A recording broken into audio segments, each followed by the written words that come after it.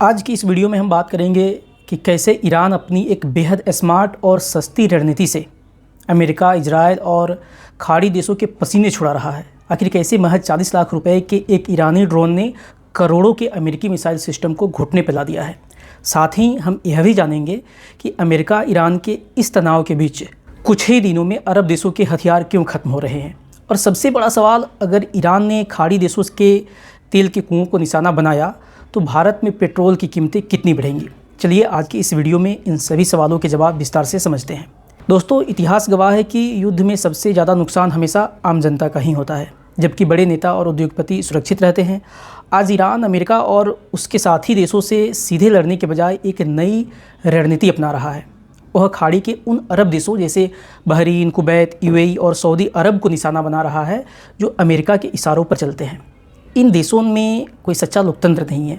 यहाँ के राजा और तानाशाह सिर्फ अपने राजपाट और अमेरिकी कंपनियों के तेल के बिजनेस को बचाने का काम करते हैं। अब ज़रा यहाँ चल रहे हथियारों के व्यापार को समझिए। यह पूरा का पूरा एक मुनाफे का धंधा है। अरब देशों के तानाशाहों ने अपनी गद्दी बचाने के लिए अमेरिकी कंपनियों जैसे लॉकहीड मार्टिन से पैट्रियट और थार्ड नाम के एयर डिफेंस सिस्टम खरीदे हैं। ये सिस्टम बहुत ही ज़्यादा महंगे होते हैं। आम जनता जो मेहनत करके टैक्स भरती है, उसका पैसा इन करोड़ों रुपए की मिसाइलों में पानी की तरह बहाया जा रहा है।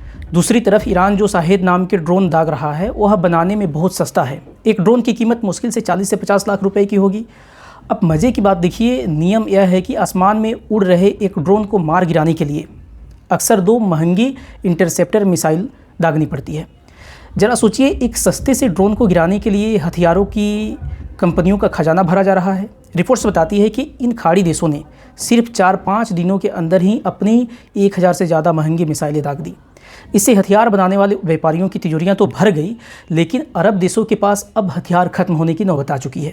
चूँकि अब यहाँ पर अरब देशों के साथ अमेरिका बहुत बड़ी चालाकी करेगा। अब आप सोचेंगे कि अमेरिका अपने दोस्त देशों को तुरंत और हथियार दे देगा, लेकिन हैरानी की बात यह है कि अमेरिका इन देशों का मिसाइल स्टॉक तुरंत भरने नहीं जा रहा है।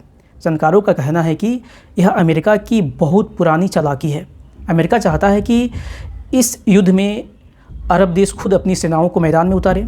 अमेरिका नहीं चाहता कि उसके खुद के सैनिक मरे, बल्कि वह चाहता है कि अरब के लोग लड़े ताकि बिना अमेरिकी खून बहे अमेरिका का दबदबा कायम रह सके। लेकिन ज़मीनी हकीकत कुछ और ही कहती है। इन अरब देशों की सेनाओं के पास असली युद्ध लड़ने का कोई तजुर्बा नहीं है। इनकी सेनाओं का इस्तेमाल अक्सर सिर्फ अपने ही देश की गरीब जनता की आवाज़ दबाने और विरोध प्रदर्शनों को कुचलने के लिए किया जाता है। इनकी घबराहट का अंदाज़ा आप इस बात से लगा सकते हैं कि हाल ही में कुवैत की सेना ने डर और कन्फ्यूजन में आकर अपने ही साथी देश अमेरिका के 3 फाइटर जेट्स को गलती से मार गिराया। यह दिखाता है कि ये सेनाएं किसी बड़े युद्ध के लिए बिल्कुल तैयार नहीं हैं। अब आते हैं उस सबसे ज़रूरी मुद्दे पर जिसका सीधा असर भारत की गरीब, मेहनतकश जनता और मिडिल क्लास पर पड़ने वाला है। अगर यह युद्ध और भड़कता है तो ईरान खाड़ी देशों के तेल कुओं और तेल साफ़ करने वाली रिफाइनरियों पर बड़े हमले कर सकता है।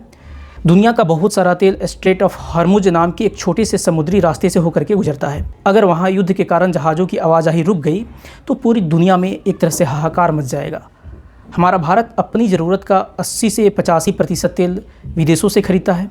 अगर वहाँ से तेल की सप्लाई रुक गई तो अंतर्राष्ट्रीय बाज़ार में कच्चे तेल के दाम आसमान छूने लगेंगे। भारत में पेट्रोल और डीजल की कीमतें बेतहाशा बढ़ जाएंगी। जब डीजल महंगा होगा तो ट्रकों का किराया बढ़ेगा। ट्रकों का किराया बढ़ने से सब्जियाँ, राशन, दूध और रोज़मर्रा की हर छोटी बड़ी चीज़ें महंगी हो जाएंगी। जो मज़दूर रोज़ कुआं खोदकर पानी पीता है, जो दिहाड़ी पर काम करता है, उसकी थाली से रोटी कम हो जाएगी। लड़ाई चाहे अमेरिका लड़े, ईरान लड़े या अरब देश, लेकिन इस भयानक महंगाई की सबसे बड़ी कीमत हमेशा हमारे देश का दिहाड़ी मजदूर, किसान और आम मिडिल क्लास ही चुकाता है। यह संकट हमें चेतावनी दे रहा है कि पेट्रोल, डीजल और खाड़ी देशों पर हमारी यह निर्भरता हमारे लिए कितनी खतरनाक है। इस युद्ध को रोकने और नुकसान को कम करने का एक तरीका था सस्ते और असरदार डिफेंस सिस्टम का इस्तेमाल करना। यूक्रेन के पास इन सस्ते ड्रोन्स को गिराने का अच्छा अनुभव है, लेकिन अमेरिकी नेताओं ने वहां मदद देना कम कर दिया क्योंकि अब उन्हें वहां से कोई राजनीतिक या आर्थिक फ़ायदा नहीं दिख रहा था। हाल ही में बहरीन में अमेरिकी नौसेना के बेस पर जो ड्रोन हमला हुआ, वह यह साबित करता है कि अमेरिका की पूरी सेना और उनका सिस्टम सिर्फ महंगे हथियार बेचकर कॉरपोरेट कंपनियों का मुनाफा कमाने के लिए बनाया गया है। उनका मकसद दुनिया को शांति देना या सस्ते और अच्छे डिफेंस सिस्टम बनाना नहीं है। इस पूरे फसाद के बीच अमेरिका के अंदर भी राजनीति बहुत गर्मा गई है। मार्को रूबियो जैसे कुछ नेता, जिन्हें हथियार बनाने वाली कंपनियों से चुनाव लड़ने के लिए करोड़ों रुपए का चंदा मिलता है, वे लगातार इस युद्ध की आग में घी डालने का काम कर रहे हैं। हालांकि कुछ अच्छी बातें भी हो रही हैं। अमेरिका के कुछ बुद्धिजीवी प्रगतिशील नेता इस साम्राज्यवादी जंग का कड़ा विरोध कर रहे हैं। वे संसद में एक वॉर पावर्स रेजोल्यूशन लाने की कोशिश कर रहे हैं ताकि अमेरिकी सेना को इस फालतू की जंग से वापस बुलाया जा सके। लेकिन हथियार कंपनियों के पास इतना पैसा और पावर है कि उनके दबाव के आगे इस प्रस्ताव को पास कराना फ़िलहाल बहुत मुश्किल लग रहा है।